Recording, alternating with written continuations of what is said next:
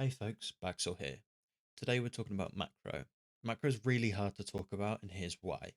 Macro as a word basically just means large scale. So when we talk about macro in the context of a MOBA like Deadlock, all we're really talking about is the most important aspect of the overall strategy. So with this understanding, I'm going to try and find a happy middle ground where we cover some key aspects that are really important, but unfortunately I can't be comprehensive in this video as it would be 10 hours long. On screen right now is going to be my janky list that I use whilst I'm coaching. These are just checkpoints for me where I can scroll through and I can say, does this student have good enough movement, build itemization, etc. Now, this isn't helpful for us. So what I've done is I've tried to boil it down to three key areas that I think every player should be comfortable with. These key areas are timers and objectives, where we talk about when everything spawns on the map, how to approach each spawn timer and using your time efficiently. Map states, this is advantage and disadvantages that you could have. This is weak sides and strong sides of the map that you could have. And then rotations, so basically how to alleviate the weaknesses of these sorts of positions we're going to talk about. Then lastly, we'll go over power spikes and team composition. So this is understanding when it's your time to put the pressure on the opponents, what specific hero strengths are, and then what overall team strengths are. For timers and objectives, here are our three key areas. So we've got our spawns and respawns. So at 2 minutes, boxes and tier 1 camps will be spawned in. At 5 minutes, we've got the bridge buff. 6 minutes, tier 2.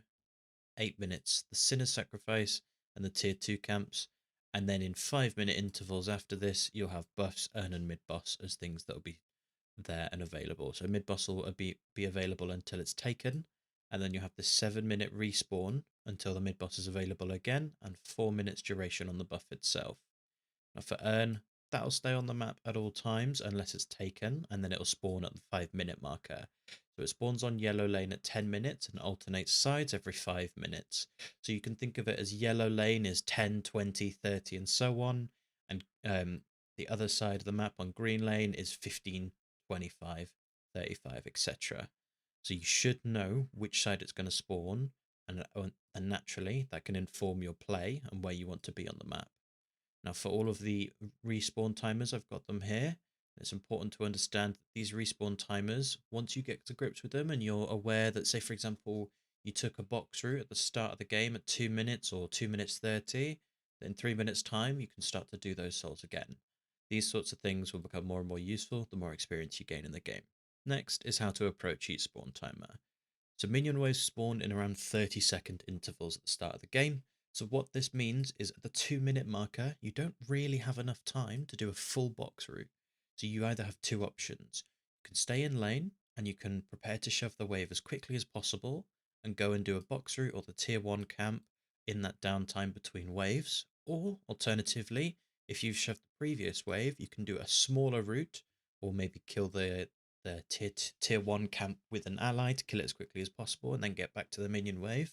What's important to do when it comes to approaching these spawns is you make sure that the waves are managed. Otherwise, you'll be in a position where you're just losing out on souls because you're too focused on things that are effectively permanently up until they're taken, as opposed to the minions, which will die to your towers or die to the enemy minions if you're not careful. Now, it's important to note that stealing these objectives from your opponents is something we're going to sort of briefly touch on a few points in this video. And when you are strong, if you steal your opponent's sinners on the timer, so when they spawn at 8 minutes, it's going to be really detrimental to them because they just don't have the time to deal with the timers. When you're weak, it's important to ensure that you stay on your side of the map and secure the camps and buy up your unsecured souls before taking fights. So when you're using these timers, important to understand that the opponents will basically be trying to do the opposite. They're going to try and come and take your souls from you. You need to be prepared to either leave certain areas of the map or rotate towards other objectives that are available to you at any given time. Timing is everything. Now that we have a little bit of an understanding of when everything's going to happen on the map, we've got two opponents to grapple with. We've got our 6 enemy players on the other team and time. If you're not working towards the clock, you're going to have issues with the game and you're going to lose control. It's really important that when you're playing as quickly as you can, really, and trying to get as much done with every second that you can. Okay, so moving on to map state, we're going to cover advantage and disadvantage states first. So when you're in an advantage position, This would mean that you have no unsecured souls, you've just purchased a really strong item for your hero, you might outnumber the opponent on that side of the map. You might be in control of the objectives, like, for example, earn.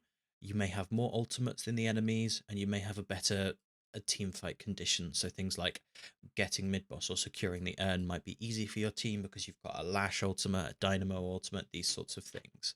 Now, similarly, when you're in a disadvantaged position, this could mean that you have things like bad conditions. So what I mean by this is you're on low HP, you've got less ultimates, you have a bag of unsecured souls that you don't want to risk losing, or you're working towards a power spike. So you're currently in a position where you might be quite weak because even though you've got, say, for example, 10k, 12k souls, which is similar to the opponent, you might have 3 or 4 thousand souls in your bag that you've not spent yet. So actually, it's more like you're on 7k or 10k in those sorts of positions. Now, again, playing into the opponent's strengths. So if you see that, for example, your team has lots of pick potential, getting those kills in smaller skirmishes, and you're grouping up for a big team fight, when the opponent has things like Dynamo ulti to play around, then you know that you're putting yourself in a disadvantaged state and you have to either play carefully or disengage and take control of other areas of the map. And that sort of follows on to risk taking, where if you're taking a risk, if you're in a disadvantaged state, so even if you're strong, if you've got a big bag on you, you have to play differently because you're taking a risk and you're giving the opponents an ability to get back into the game. They may be able to push you far more aggressively because they have nothing to lose. It's important that even though we're calling these disadvantaged states, it's not necessarily to do with weak or being weak or being strong. It's just a natural point in the game where you may not have the most pressure that you would typically like to have at any point in the game. You've got to respect these sorts of areas of time where you need to play safer. Following on from this, we've got weak side and strong side. This is basically just a part two. So whilst you have numbers, you may not be able to get easy kills. You can start to push into enemy territory. What I mean by this is you often see lower rank get lobbies where the players just clump up and start fighting for no reason. What's important to do is if you are showing up with a show of force with your allies, that you use this time efficiently. So something like come and take their camps with me can be a really, really powerful comm to give to your allies because it can give your team direction outside of just fighting. So if you have an ally with you and you're taking camps nearby a single enemy, they may feel like they're getting pressured and that they have to go and contest the camp. But this can bait them into a fight that's favorable for you because it's not being done under their walker, for example, where they get additional resistances. So these sorts of mindsets are important to have, that whilst you are in a strong position, how you approach it is important. If there's nothing there, you need to go away and just take resources off the map. If you can't win the fight quickly, there's no point winning it at all. And that leads back to our timing is everything. You take that time, you use the pressure that you have on the strong side, you use it. If there's nothing there, you accept that the window is gone and you move on with your day. Now, similarly, whilst you're on the weak side, you must consider your options carefully, as this is when you're in a position where you can lose the game. If you're under pressure and you feel like you cannot defend a tower, a guardian, or a walker, it's okay to leave that alone. If you don't have the numbers or you don't have the resources to defend it, there's no point giving it a good go when you know that the outcome's probably going to be failure. What you can do instead with that time is, because it has a HP pool and your enemies only have so much damage, you can take a camp during that time whilst it's dying. At the very least, you're not losing out on time, which is, like we said, the most important thing that you can start to integrate into your gameplay is stop wasting time. Okay, and just lastly for our map state, I'm going to talk about rotations a little bit. So how to control advantage and disadvantage, basically.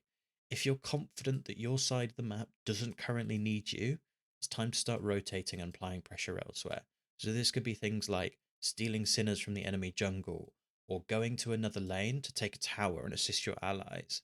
If we're not using these rotations wisely and understanding when we can and when we can't put pressure on the map, it doesn't matter if we're strong and we've got the advantage, because we need to know where to push that advantage.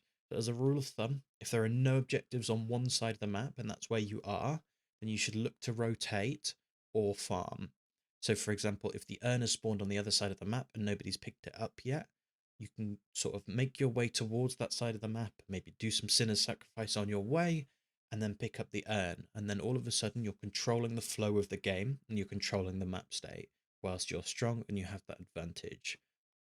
There is no objective around you and you're not in a position to sort of make those plays and control how the map is looking, and you need to absorb as much farm as you can and spend those unsecured souls quickly and safely. Okay, so it's time to move on to our last point. So for power spikes and team composition, this is a bit awkward to talk about because it's a really expansive topic, but I do think it's still, no matter how simple we make it, one of the things that we have to talk about. So when to apply pressure. This is, are you in an advantage state? Does your opponent have any options? And do you have any counterplay? Or can you find something in the worst case scenario? So are you in an advantage state? Is your hero currently strong? Do you have the items that you need to be effective? Does your opponent have any options? So like I talked about before, when your opponent is in disadvantage state and they're trying to defend an objective that you're strong enough to take, they may have no options left, and you can simply take that with confidence.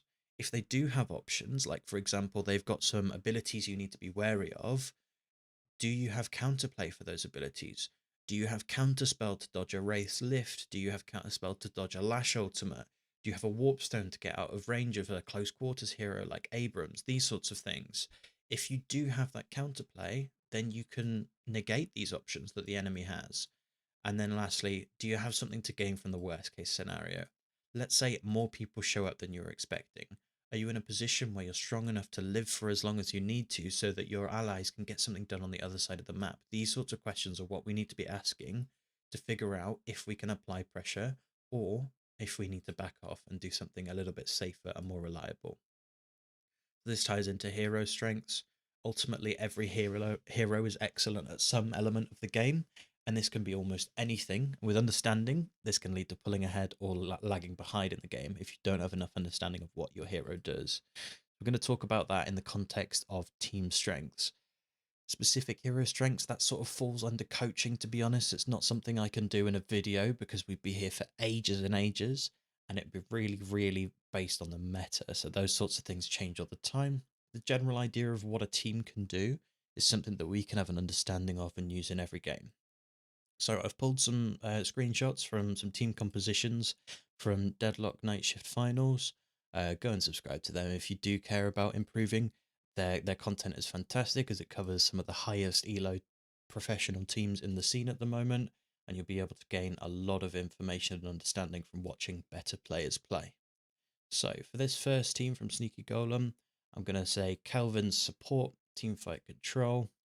So what this means is if there's a team fight and Kelvin's involved in it, he can heal up his allies, he can apply debuffs to the enemies, and he can control the team fight with his dome by sort of isolating either some allies or enemies. So this is really, really strong playstyle that helps set up the rest of their team. So they may be kind of useless on their own. If you see a Kelvin and you can lock him down and prevent him from using his ice path, that could be an easy pick, for example.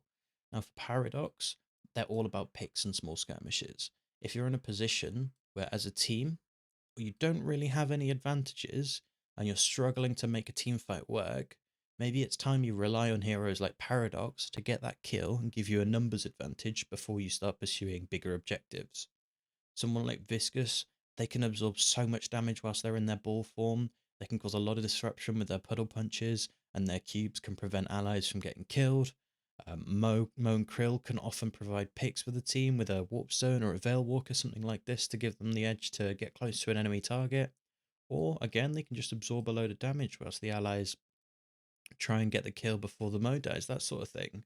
And then you've got heroes like Ivy and Mirage that are most likely going to be used to deal a lot of DPS, or oftentimes both of these heroes can rotate very quickly from a side lane, so they can show up after they've made wave states on the map, so pushing the minions into enemy territory, and then they can rotate around to the fight so that even if the fight goes even, they've gained an advantage somewhere else.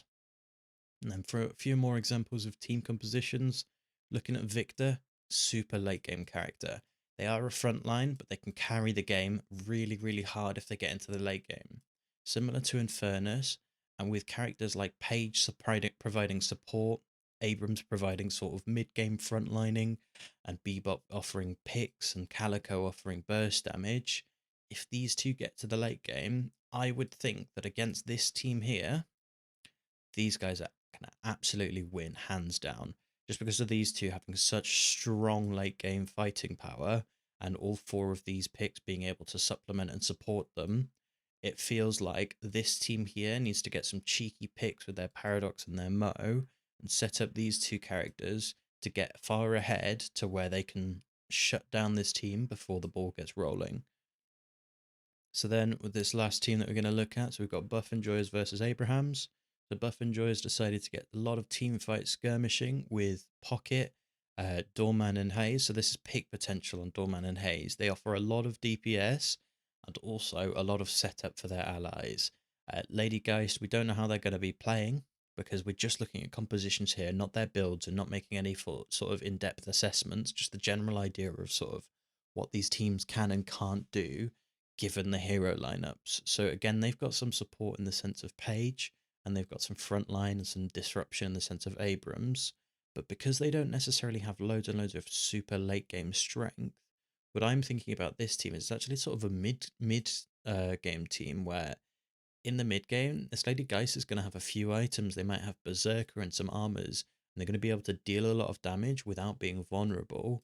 And then you've got things like Abrams and Hayes who are just going to set this team up to absolutely explode a few targets, get that man advantage, and then steamroll objectives like mid boss and what have you.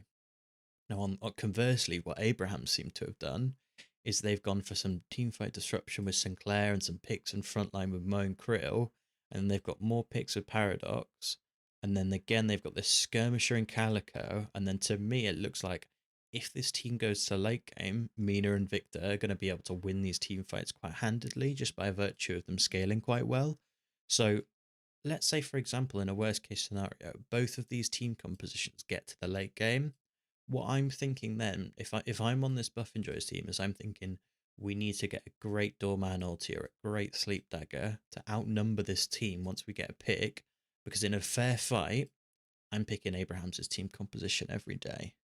I hope this has given you some understanding of the sort of strategies and the ways that I like to think about deadlock. Hopefully improve your macro. Now I appreciate this guide isn't comprehensive. It's just sort of giving you an idea of maybe how to start talking about macro in the game. But thank you very much for watching, and I hope you have a nice day.